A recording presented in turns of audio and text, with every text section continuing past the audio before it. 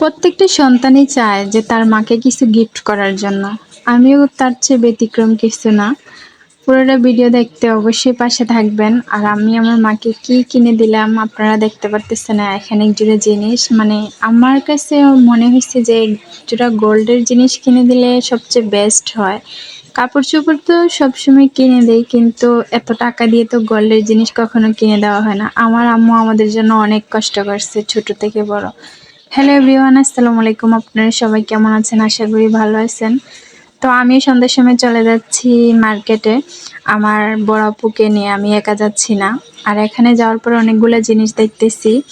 আমার আম্মু আমাদের জন্য এই ছোটবেলা থেকে অনেক কষ্ট করেছে, অনেক, যা বলার বাহিরে। আমরা যদি চোখে না দেখতাম তাহলে বুঝতে পারতাম না। হয়তো পারে তখন ছোট ছিলাম, বুঝতে পারি নাই, বা অনেক সমস্যা ছিল, কোনো হেল্প করতে পারি নাই। নিজের কানের জিনিস, স্বর্ণের জিনিসগুলা বিক্রি করেও আমাদেরকে মানুষ করছে। হয়তো পারে বেশি পড়াশোনা করাতে পারে নাই। আগের দিনের মানুষ তো, তাই আমার আম্মু পড়াশোনা আমাকে করাইতে চাইছে, কিন্তু আমি করতে পারি নাই। যাই হোক, বাদ দেন। এই যে আজকে আমি অনেক বেশি খুশি। কারণ কি জানেন? আমি আমার মাকে একটা জিনিস কিনে দিতে পারছি। তাও কি আমি একা কিনে দেই নাই, আমার ছোট ভাইও টাকা দিয়েছে। আর আমিও কিছু টাকা দিছি।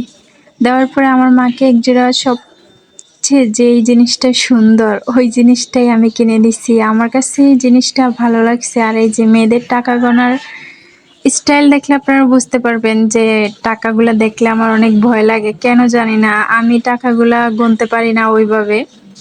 আমার কেমন জানি হাস্যকর মনে হয়। আমি যে ভিডিও করতেছি বা ভয়েস দিতেছি, আমি এখন ভিডিওটা দেখার পরে আমার কাছে খুব হাসি পাচ্ছে যে আমি এভাবেই টাকাগুলা গুনি নাকি। তো যাই হোক, সবাই আমার আম্মুর জন্য দোয়া করবেন যাতে আমার আম্মুকে এরকম ভাবে সবসময় গোল্ডের জিনিসগুলা গিফট করতে পারি।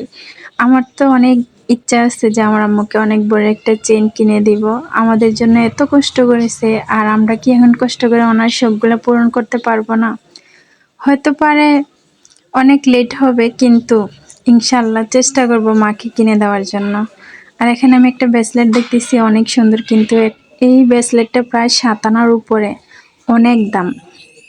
তারপরে আমরা কেনাকাটা করার পরে আমাদেরকে ভাইয়া তারা ফুচকা দিচ্ছে, আমরা ফুচকা খাইছি। আমার আপু তো খাইতে চাচ্ছিল না, তারপর আপুটাও আমি খেয়ে ফেলছি। আর বাসায় এসে দেখি আমার আম্মু এই যে কেক বানিয়ে রাখছে আমাদের জন্য। তো বলতেছে যে কোথায় গেছিলাম?